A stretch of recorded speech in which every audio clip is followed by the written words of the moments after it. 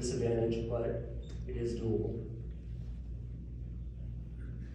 Some final comments.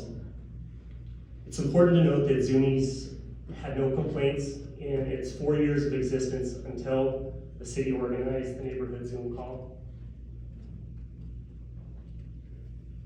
And I will point out that Santa Fe is lacking proper infrastructure with dog services to support its very large dog population in town.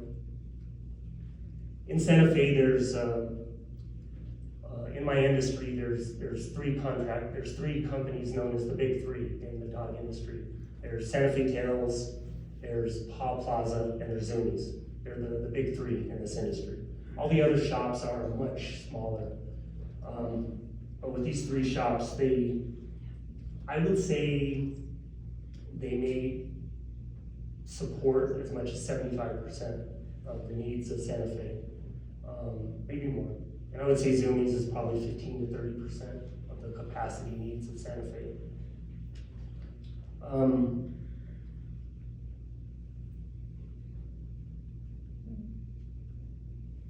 A couple of comments just on quality.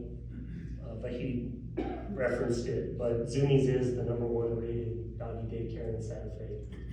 Of the big three that I previously mentioned, Santa Fe Tails, who averages maybe 200 dogs a day, has had 95 Google reviews and a 4.4 rating on Google.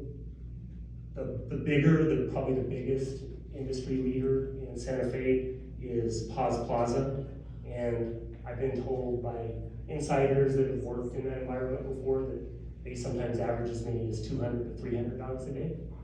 And they're owned by a company, a very large corporation based out of Europe. They have 200 Google reviews and a 4.7 rating. Zumiez has had 512 Google reviews, and they have a 4.9 rating out of a 5.0 scale, which is almost twice. We've been reviewed almost twice as much as the two other big three combined.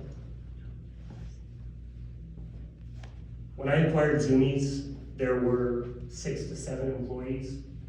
The previous owner, Andrew, bless his heart, but he was working probably 100 hours a week, working the job of several people.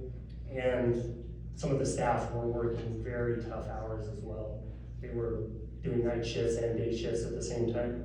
So since I took over the business, we have 19 employees today.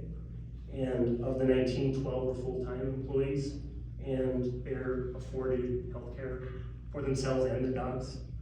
And it's something, they're given opportunities to advance in a career that they wouldn't otherwise have. And I think that's a nice thing for people that love dogs. In regards to the staff report recommendations, I would kindly ask your consideration on all the points that Vahid mentioned, and bring a little bit of emphasis to a couple of the points. Number one, I ask the board to please give us adequate time to properly do the renovations that we wanted to do to begin with, that started this whole process. We've been doing this for a long time, and we know how to do it. We're nationally recognized as probably the #1 cage-free brand in the country, and we know how to do this business very well. And we just need the opportunity to make the renovations that we want to do. A 2-year window would be much more appreciated. Number 6, please allow us an orderly, proper renovation by starting in the unused deli suite that we are currently renting. After the space is renovated, we can transition dogs into that space and then go back to the Zumiez proper and make the proper renovations in there to make it what we need to make it. Otherwise, we could have business interruption, we could have hardship to our staff and to our many clients that count on our service.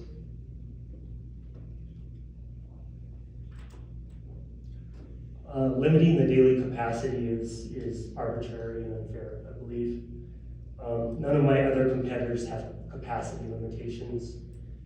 If limitations are due to quality, I think there's others in the industry that would earn limitations and restrictions before us at Zumiez. Like I said, after all, we are number one in our industry by people that leave their dogs with us.